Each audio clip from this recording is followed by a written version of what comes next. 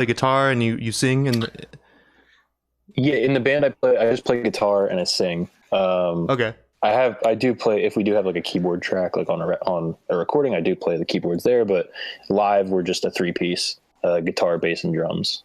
Okay, that's cool. Have you ever And I play guitar. That's awesome. So how long how long have you been a musician? Personally, I've been playing guitar since I was just a boy. I was 11 years old when I started. And I started writing music when I was about 16. And I've been in bands since about that time. Yeah, so pretty much as long as I care to remember. Right. So so did vocals kind of come naturally, or is it just as part of playing guitar? Yeah, I mean, I always enjoyed singing. I never took lessons or anything. I always kind of just mimicked my favorite singers. If I was like in the car and listening to songs on my own, I would just sing along to it and mimic my favorite singers. And I tried it live, and people thought it sounded good. So I was like, okay, thank God, I don't sound terrible. So, I'm kind of, I guess I'm self-taught.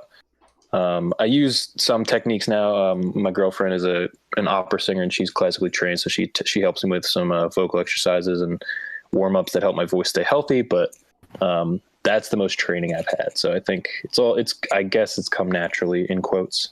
Well, yeah, your girlfriend's an opera singer. That's awesome. That's a really good resource. Yeah, exactly. She's amazing. So that's a really good resource to have. She's helped me with, because we've had shows where we've played bars where we have to play for up to 3 hours, and so it's really hard to not kill my voice. But she's helped me with that, and she helps me stay healthy and in shape. So yeah, that's part of it too. That helps with your voice too. You got to eat right too, right? You got to avoid fatty foods right before you go on stage. Yeah, and don't drink soda before. And actually, apple juice is the key to stamina. Yeah. Wow. Because water actually dries your throat out. It dries out the natural like oils of your throat, and apple juice keeps you hydrated while also keeping your throat oiled, like, for lack of a better term. Is it like you gotta have an oiled throat? Yeah. Just drink oil. That helps too. So is it like the sugar, or like that's interesting? I'm not sure. I'm not totally sure of the science of it. She just told me to try it. I tried it and it worked. So a lot of this is interesting, but a lot of like heavier like rock or metal vocalists like drink Sprite before they sing, or like while they're singing. I've noticed that. I wonder if that's. Go ahead. I wonder if that's like a similar reason to apple juice. I guess because you said no soda, so I don't really know the whole logistics. Yeah, I could see if you're screaming. Like we used to play a lot of Metallica songs in this band when we first started out when I was like 17, and I would have to scream like in a healthy way, and soda did help that. So I would imagine it helps with like scratchiness in certain aspects, but it's the phlegm, as probably. It's just like, yeah, you gotta have that phlegm. Yeah. So who are some of the vocalists that you sang along with to get where you are, that you look up to? The first one that I remember singing along to is Brandon Flowers from the Killers. My favorite singer of all time, though, is Robert Plant. He is what I aspire to be, but I will always try. Obviously, I don't think any mortal man can match his talents, but Brandon Flowers was my first influence, I think, and Jack White was another one. Who else? Bono. I know that sounds like a joke, but I think Bono's an amazing singer. Hell yeah, dude! Hell yeah. He's very underrated. I think people kind of he can be a little bit much, but I think he is one of the most underrated vocalists as far as vocals go of all time. He's an absolutely incredible singer, and even live, he puts out like every time he sings live, he puts out like album quality takes when he sings. It's insane. So yeah, Brandon Flowers, Bono, Jack White, James Hetfield is also one of them from Metallica. Yeah, just anyone that sings loud melodic music. That's awesome, dude. All right, should we go to one of your songs? Sure, if you guys want to. Let's play Ask Me to Stay. Sounds good. That's one of my favorites. This is Ask Me to Stay by Airspace. I'll be the one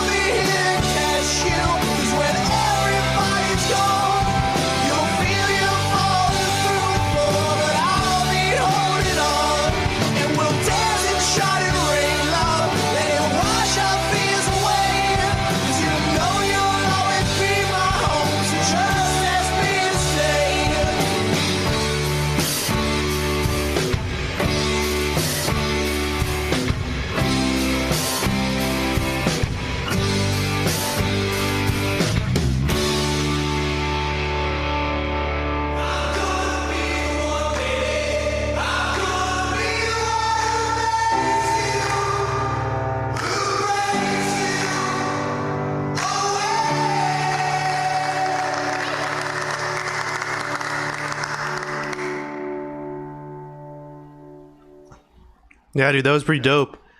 Dude. Thanks, man. That's like really good. Like this is the kind of music I like a lot. So Thank you. you really Glad you dig it. You really kill it on those vocals, man.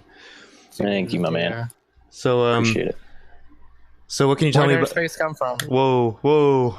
Go ahead. Sorry, go ahead, Andrew. Dude, I know, man. I haven't talked this whole time. I just wonder where the name came from. The name?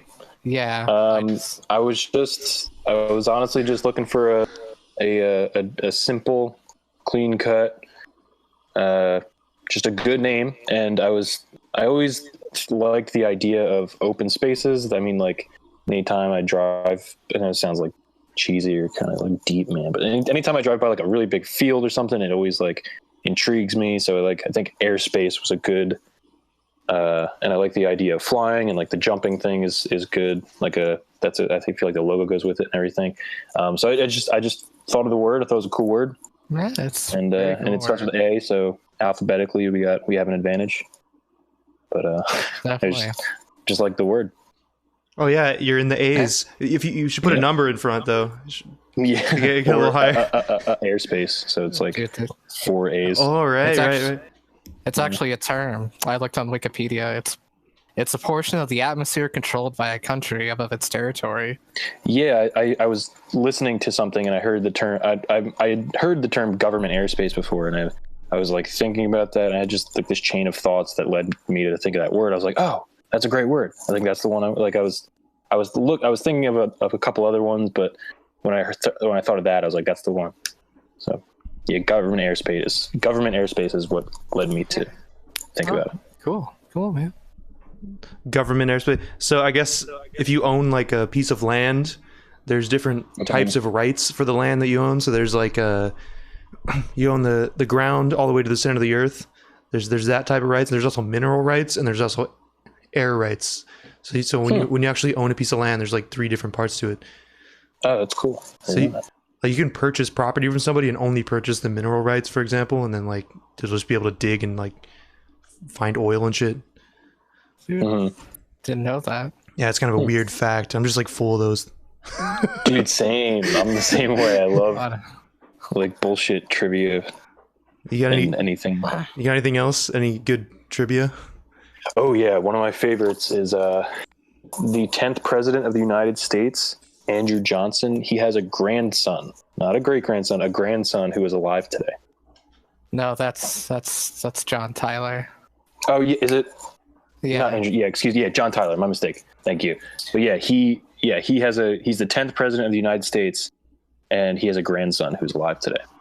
That's true. That's my favorite. Is he like how old is he? Like 200? He's like in his 90s, I think now. But I looked it up because I was like, how the hell can that be? And John Tyler was like 70 something, and he had like 17 kids, something crazy. And then his youngest kid did the same thing, and that's where this kid came from. People had so many kids before they were contracepted, dude. So many kids, just like whatever. It was like a sport. Or if you come from like a Catholic family, it's the same way. Like my family's Catholic. I have like 4,000 cousins, dude. I don't even know all my relatives. I have a lot of my dad has 4 siblings, and my mom has 8 siblings. That's a lot of siblings, man. So I have a lot of cousins. Do you know the first picture with sound in it? That's my trivia fact. The first what? Picture with sound. Wasn't it the jazz singer? Oh, dude, yeah, that's right. There you go. that's a good one though. That is first, a good one. Talkie, right? They called it talkies back then. Yeah, talkies. Now they're just movies, but they. Yeah, I was thinking about that. Like that's such a simple term that I don't think people think about when they say it. Like it's because it's a funny term to me still. Or people still call it film, movies. Even though there's no film anymore. Yeah, exactly. So, it's not the same, man. It's all digital. Yeah. All right, so this is a question we ask literally every single person that comes on. It's the fan favorite question. No pressure. All right, so if you were to describe to us the perfect sandwich. Ooh, I am a big sandwich guy. Excellent. The perfect sandwich. I mean, my favorite kind of sandwich. I don't know. You guys said you live in Arizona, right? Yeah. Yeah. Yeah. I don't know if you I don't know if you guys have a grocery store called Wegmans out there. No Wegmans. Yeah, on the East Coast we have a thing called Wegmans, and it's like the most beautiful and incredible grocery store. And they have a subsection or a hoagie section, and the sandwiches they make are incredible. But okay, so my perfect sandwich, I guess. Like what would I have on it? Yeah, sure. Can I do cold and hot like separately? Yeah. Okay, so cold, I usually like turkey. Or actually, no, I'm gonna go teriyaki chicken. Ooh. Teriyaki chicken with American cheese. American cheese.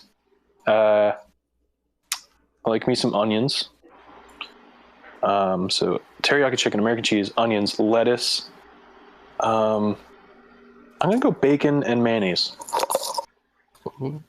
So that's Bacon cold. and mayonnaise. That's really good. And then hot, I just like pulled pork with cheese. Those are really good, solid choices. Yeah, like that's. Thank you. I didn't realize we'd have a sandwich expert on today. But that's I'm good. your guy, dude. Trust me. My friends are gonna laugh that you guys asked that because like whenever I can, I'm like, you guys want to do some sandwiches? Like everybody gets sick of them, and they're like, well, I don't got pizza this time. And then, It's important to know somebody that knows good food to tell you where to go. yeah, that's the thing. Like I'm not even like a foodie. I just like sandwiches because they're convenient, right? And you can fit a lot of different flavors in one bite. That's very crucial, I think, and enjoyable. And I think that's about it. So No, I'm gonna. what's a bad sandwich? Ooh, geez, a sandwich. Okay, here we go. I get to talk about this. I'm like, when will I be able to talk about this? You know, when you get a sandwich or a burger at a restaurant, usually, and it comes to you not even like as a sandwich, like the bun is open. Do you know what I'm talking about? An open-faced. Yeah, a not sandwich. Yeah, it's not a sandwich. Oh yeah. Like and then you try to put the bun on, and you can't. It's not even like a sandwich. You know? I know what you're talking about. Like if you're at a restaurant and then they bring you like all the lettuce and the onions and the tomatoes on the side, and then they bring you the bun on the side, and you gotta and put it together yourself. Put it together, and it's like it's just a mess, and I can't pick it up, and it's overflowing, and it's the worst, and then I'm just sad. Yeah, if I'm gonna pay $15, if I'm gonna pay $15 for a damn meal, it better be assembled. You know what I mean? Exactly. Yeah. Exactly. It's usually the expensive ones too. That's the worst. So yeah, bad sandwich is a sandwich that is advertised as a sandwich, but cannot be held together as a sandwich. There you go. Print that. You gotta get a toothpick. That's the first bad sign. Because if you need a toothpick, odds are it's going to fall apart when you take it out. Or how do you get your mouth around it because it's so tall? Is it? Yeah, exactly. And then I just succumb and use utensils, and then it's just not fun. It's not a sandwich anymore. Exactly. You can't pick it up. The 45 minutes of sandwich podcasts.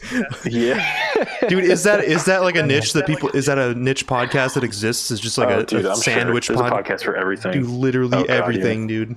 If they're listening to this, if there's a sandwich podcast, have me on. I will be. Dude, this guy. I'm gonna look that up later.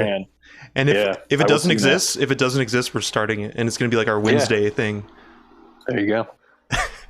I'll co-host it if you guys want. I'll help you guys out. I'm not even joking. That sounds like a great idea. That sounds like a hilarious idea. It'll be fun. That's like Adam Scott. He has a very niche podcast. It's just a podcast about U2. It's called You Talking U2 to Me. I don't know anyone that has a specifically U2 podcast, but what does he talk about? So like we can, like there's what they're currently doing. Yeah, I think I don't think it's very frequent, but they just talk about. I think they go like album by album or era by era or whatever. But yeah, I guess they'll have U2. They'll have a U2 podcast, and we'll have a sandwich podcast. Dude, I'm so down. So how do we structure that? So do we find a sandwich of the week? Like a sandwich. Holy shit, dude. This is blowing my mind. An equal intro and outro as like the bread. And then you structure it as a sandwich. Dude, no, that's a great idea. You could have an intro, and then the outro is the intro reversed, like audio, like reverse it, so it's like symmetrical. It's got to start out crusty and then like have a little soft in the middle. Yeah, that would be a nightmare, but for principle's sake, it'd be good. So, dude, I'm writing this down. Yes. Okay, so do we do like a sandwich of the week? Is that like a? I would say so. Or restaurant reviews. Yeah, exactly. Yeah. Or even just like praising places that we do like, that we think deserve credit. Like I said, like Wegmans hoagies, like Wegmans sandwiches are world class. I think those are just above all. I'm trying to think of what's a good. I went to LA a couple summers ago and I ate at a place called Ike's. That's a really good sandwich place. But yeah, so we could just shine a light on all the underappreciated sandwich places. There's a lot of really good sandwich places. Yeah, and then shame the bad ones that serve them disassembled. It should be a hate crime. We could get guests like the cashier at Wendy's that just started last week. Hey, yo, seriously though, Wendy's. Did you guys see the fast food tier list thing that iDubbbz did? Yes. Yeah. We did a tier list too. Did you? I was gonna say, in my opinion, Wendy's is S tier. Dude, Wendy's is good as fuck, dude. Maybe not S tier, but definitely A tier. Okay, everyone that does that puts Dairy Queen last, but Dairy Queen has like that. Thank you. That is a shame to me. Dude, Dairy Queen is amazing. Their chicken sandwiches are really good. Like they're not. Go ahead. They're not like a Chick-fil-A caliber, but they're like they taste like an actual chicken sandwich. Like it's an actual chicken sandwich. Yeah, like I'm not even like, I just do it based on the ice cream. Honestly, I don't care. Like, I know it's not technically like your typical fast food, but the ice cream is so good. Is that a meal? Would you make ice cream a meal? If it's Dairy Queen quality, sure. Any other ice cream? Nah. Dairy Queen's the bomb. Also, I'm allergic to eggs, and so there's a lot of ice cream I can't eat. But Dairy Queen does not use eggs, so I love them even more for that. That's interesting. Oh, really? Wow. Yeah, it's annoying, as you can probably imagine. I make it work. Oh, the allergic to eggs thing, that reminds me, I worked at a grocery store as a cashier a while ago, and one of my coworkers was a cashier, and she was like deathly allergic to eggs. And she couldn't like touch eggs. Like she had to call someone to help her when a customer brought up eggs. Oh, jeez. But why is she working at a grocery store? That's my question. I don't know. She needs a job, just like everyone else. She's a family to feed, Chris. How could he be so insensitive? But yeah, that's unfortunate. Luckily, mine's not super anaphylactic. That's good. But I just can't really like eat them. I can't really ingest them. No, you don't. Who needs them? You know, who needs them? It's a deep dive into Chris from Airspace lore. Lore, yeah. All right, so should we go to another song now? Sure, yeah. Is now a good time on that note? Yeah. So let's see. Too Alive to Be Human. Sure, yeah. This is Too Alive to Be Human by Airspace.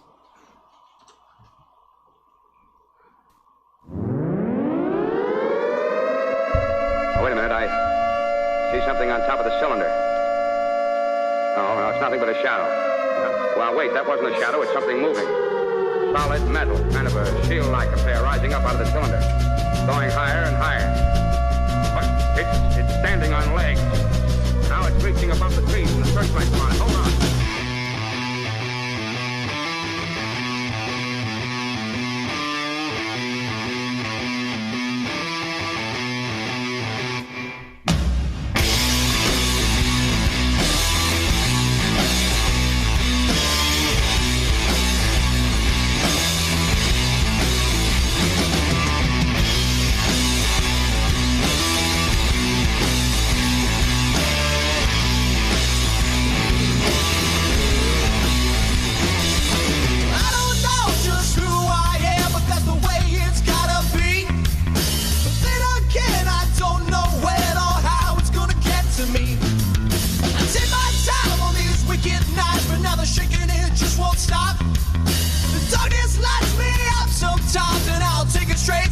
top. It's like that.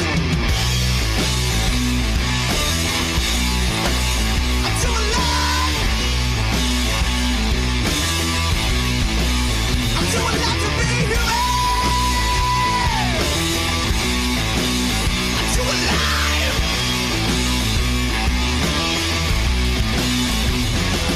I live too fast for life down here. One thing I couldn't do less is care. Yeah, you make it happen, man, but nothing ever really makes me stare. I don't think you're ready for me now, cause I'm shocking like a stone cold thriller. And now my eyes are glowing brighter than the legend of the spaceborne killer.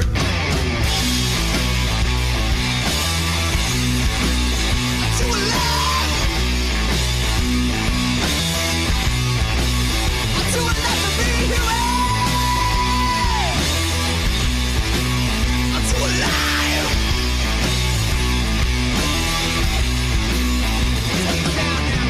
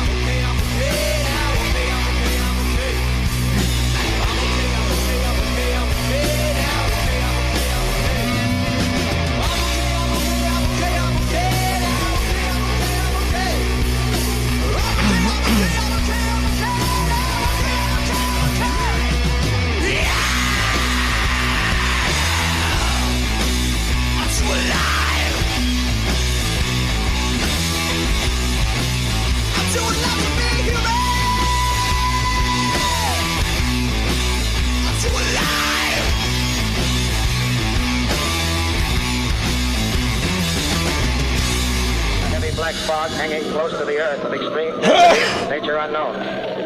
No sign of heat ray.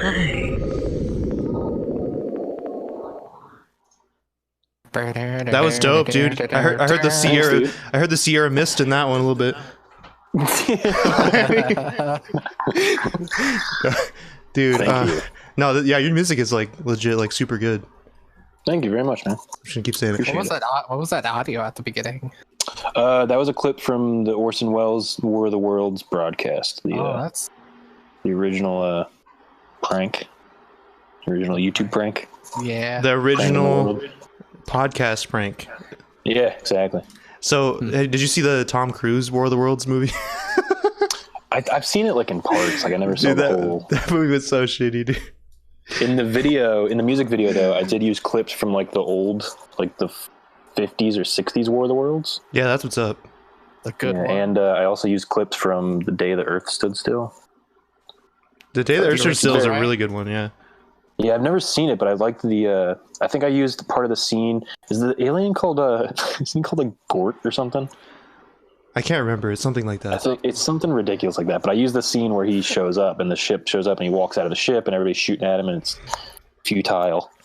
And I used that scene, I think, and some scenes of like women screaming from that. But it's very quick because I don't want to get sued, you know. Right, that makes sense. We're gonna get sued. You're gonna sue us because we played your music. But that was a thing. Like when I copyrighted these songs, I had to say like I don't own those clips. Like luckily, I'm pretty sure I know they're in the public domain, so that's why I was able to use them. Because it's so old, I don't think anyone owns them anymore. So, but when I copyrighted, I still had to say that I don't own that part of the song. So. Oh really? There's like a clause like Yeah, I had to, like, when I filled out the application for copyright, everything else I said was totally mine because I wrote it, and I had just mentioned that in Too Loud to Be Human, I used a clip from audio that's in the public domain, but I did not create. Right. It's an interesting line. Like, where do you draw the line? Like what if you have, like, I don't know, could someone, like, claim you for using their guitar or something, like, ridiculous? Yeah, like, that's funny because, like, I think there are two types of copyright. There's the rights to like the melodies that you wrote and like the words that you came up with, but then also this is where like YouTube, like the algorithm comes in and like Google and stuff. Then you own the rights to the actual recording of that song, of those melodies and words. So like when you play something on YouTube and it gets copyright stricken, it's because they own it in that sense, and Google sensed it and took it down. Right. Because you didn't pay them, or like the whole legal shebang. We don't have so two types of copyrights. Oh, that's interesting. Yeah, we don't own the a lot of the stuff we play, obviously. But I think we've gotten like copyright stricken like once or twice. But the one we got like taken down for was like a Jimmy Neutron clip that we had. Isn't that Bowling for Soup, like the intro, or was it just from the show? Yeah, it was just like from the show. We watched like a clip. It was the part where he works for Cranky McSpankies or whatever, and he's like it's sodium chloride. Do you mean salt? Yeah. And like immediately YouTube took us down, and I tried to like dispute it or whatever, and they're like, And it's weird because like all the music that we have, they never say anything about that. We try to get permission. We get permission from everyone before we do it. Yeah, I appreciated you asking. But honestly, honestly, if we don't monetize the videos on YouTube at all, so it honestly, like if someone, I don't know, it's like it's whatever. Yeah, YouTube's a real pain in the ass, especially now. They're the only ones who care. Yeah, knows. There's another apocalypse. It's about to happen again, dude. There's gonna be no ads on. People are gonna leave YouTube. People are gonna go to Vimeo.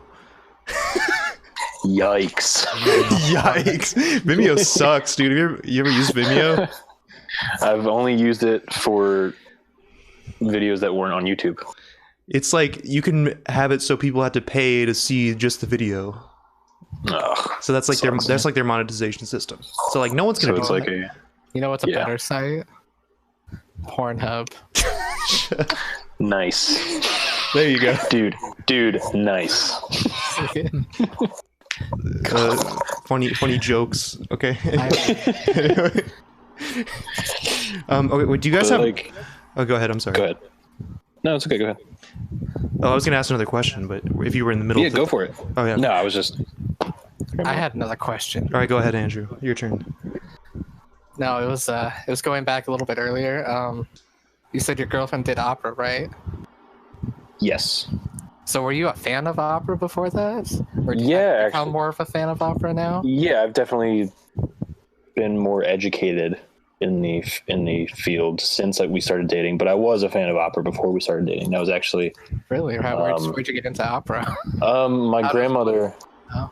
Yeah, my grandmother. She's Italian and she's from Italy, so it's a huge part of the culture over there. And she would watch me when I was younger, if my parents were at work, and she would kind of take care of me, and she would always play opera. So, like Pavarotti and Andrea Bocelli and everything. So, when I was there, it was always on, and then I kind of just didn't pay attention to it for a while. But within like the past 5 years or so, I started listening to it again because it was very nostalgic, because it reminded me of when I was young like that. And it's just beautiful music, and it's all very melodic, which obviously I love. And so yeah, I got into it, and Pavarotti's an absolute, behind Robert Plant, Luciano Pavarotti is my second favorite singer. So Pavarotti is a great artist to get started with. Yeah, for sure. Yeah, I think he's the best of the best as far as singing, and his tone is amazing, and his presence is fantastic, and he's just as good as it gets. Oh, dude, Ron Howard's making a movie. Yeah, they recently, it's coming out in like select cities or something, but none of the cities around me are select, unfortunately. But I really want to see that movie. Dude, yeah, opera's interesting. You must have to have like giant lungs and like just so much control over your voice to do that. Yeah, and there's so many aspects of it that people don't understand go into it. Like you said, like breathing, there's a whole science to the methods of breathing, and performance, like etiquette, the way you have to carry yourself on stage, and what is looked at as professional and unprofessional. Obviously, even in the audience, if you're in the audience at an opera, you have to be professional to a certain extent. But it's just a very it's like the complete opposite of my like as far as like the level of casual, it's the complete opposite of what I do. Where it's anybody's, it's free game, you know, like you can write whatever you want, you can sing about whatever you want. I mean, not that you can't sing about proper, but it's kind of like the two extremes, and I think that's a good dynamic that we have together. I think. I think like all classical music, like it's the best music. I mean, it's just lasted hundreds of years. It's still around after hundreds of years. So I mean, like with no recordings, yeah, it's insane. Yeah, it's I love classical music in general too. A lot of musicians that are really good and really influential are classically trained, is what I've noticed. Yeah, a lot of metal musicians. Yeah, people don't get that. Trained. People are like, "Oh, metal's for kids." What do you? Dude, I get that all the time. It's like, well, no. Yeah, metal's one of the most. It is the most technical genre of modern music. Oh yeah, you gotta push the envelope. People stop thinking you're good if you don't keep pushing the envelope and do crazier shit. Mm-hmm. How heavy can we get? Well, there's a limit. I think there's a limit to that. Well, you know what? I thought that too until I heard a couple.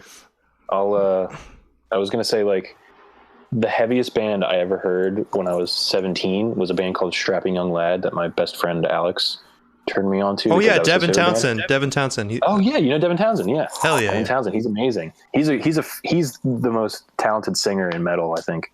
He's so fucking good, dude. And he's an insane guitarist as well. He's just an incredible musician. I think he's a genius.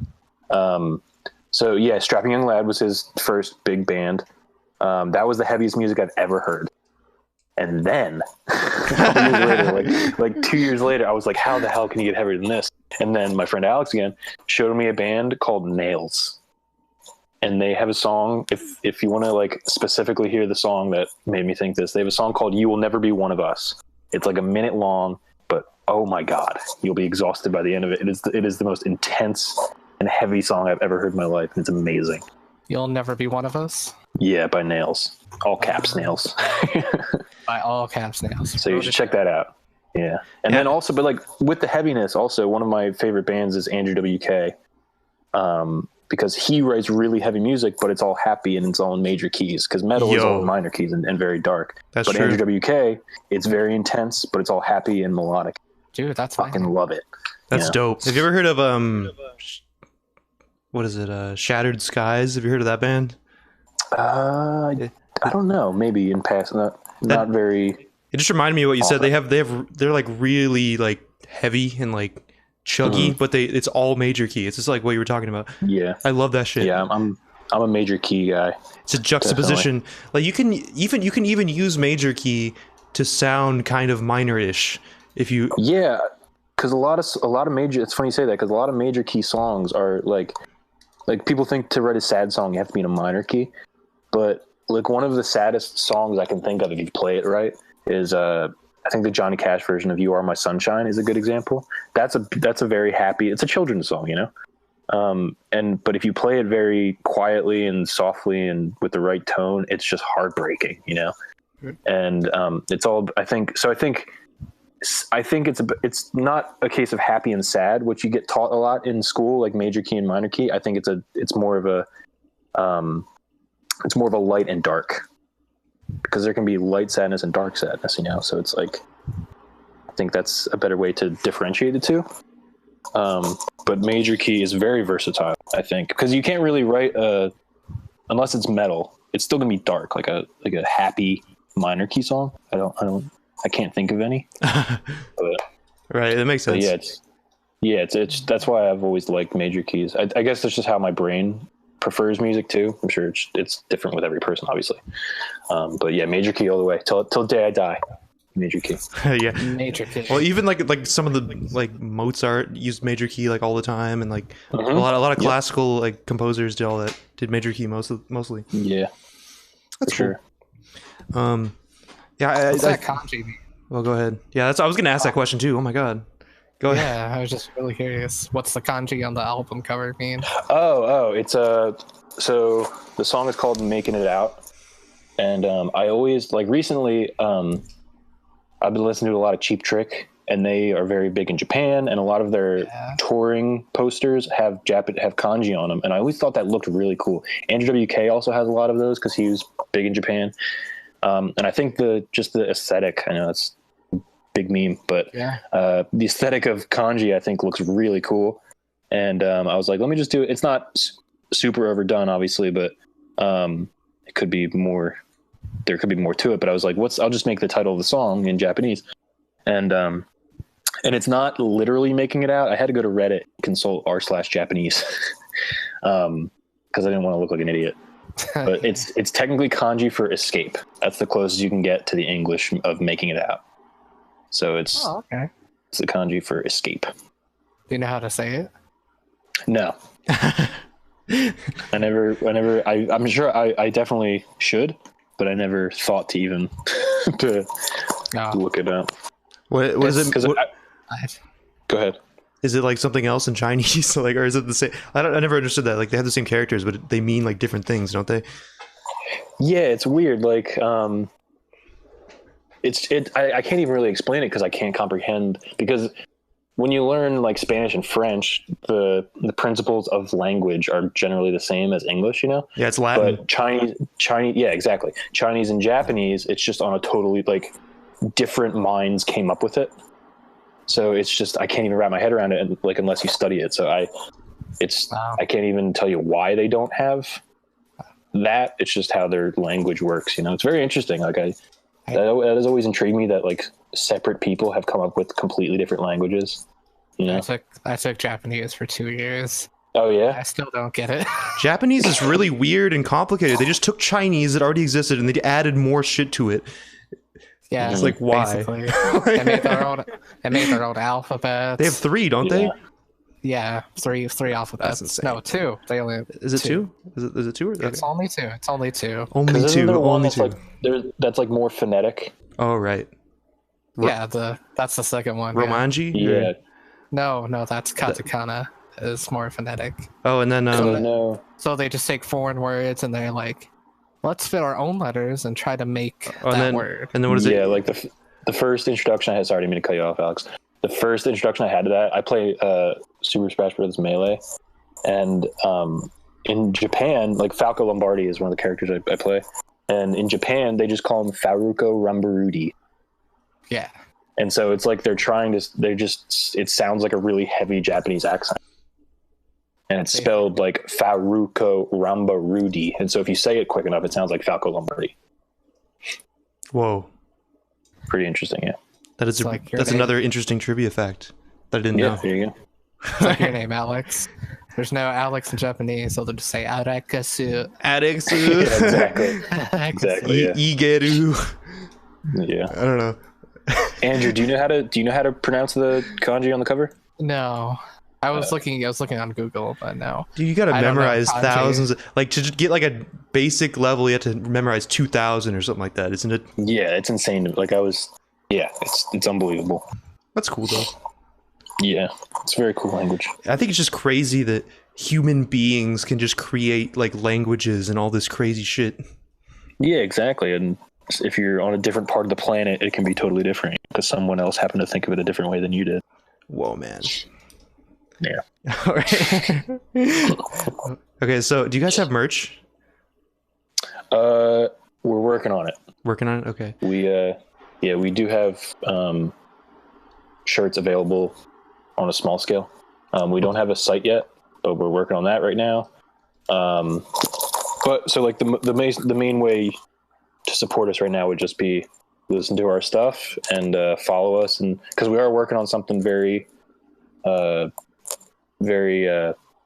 don't want to say, like, it's a lot of work, and we're putting a lot of work into something right now that's kind of I haven't really talked about it yet. We've kind of teased it on Instagram, but it's just a big show that's going to be live. It's going to include music and several other aspects of entertainment, I guess, you know. And it will be on a certain streaming website that is very famous. So I'll just leave it at that. But if everyone that's listening to this could follow us, we will keep you all posted. And as soon as we get things up and running, we're working on it right now. We worked on it for hours today and this past week. We're working on it every week, and we're getting closer and closer. it's going to be very cool, and we're very excited about it. I have my band working on it and an awesome team that's helped me out with it. And it's bigger than our music. Like it's Airspace and then some. So it's going to be the most entertaining thing we can produce, I think. So stick around. That's exciting. I wish I lived on the East Coast. Well, that's the beauty. You don't have to, because you can just stream it. Can we pick up your stream and like duplicate your stream, like just to please do. Share it to more people? Because you know how like Twitch has like I don't know where you're streaming it, but like Twitch has that where you can like host people's streams. Yeah, exactly. And so I'll officially say it. This is the first time I've said it. It will be on Twitch. It's a Twitch show. Oh shit! Yeah, but yeah, we can like host your stream. That'd be awesome. Yeah, please do, because we need we're trying to get subscribers, and you have to unlock subscribers, right? You need like an average of 3 viewers or something per stream. Yeah. So if you guys could help, that's 2 of the 3 already. Hell yes. Okay. So make sure to follow us on all social media, so that you can be there for the updates and official reveal and everything and all the info. Dude, I'm excited. Thanks, man. It's good music. So am I. Thank you. So so tell me if this is a good idea. I've been thinking about this. I want to start supporting the artists more that come on the podcast. So I want to like buy merch from the artists that come on, and I want to just give it to someone that's watching or whatever. Oh, cool. So like I don't know. That's a great idea. Like I don't know.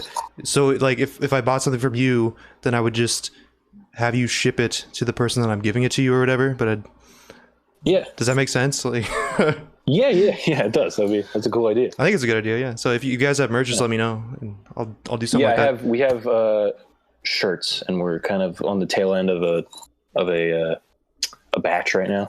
So I can let you know what sizes we have, and we could go. Sure we thing. can just message after the show. Yeah, let's do that. Let's definitely do that. Cool, man. Thank you so much. Okay, so we got one more song, and this is "Making It Out," the newest single here. Yep.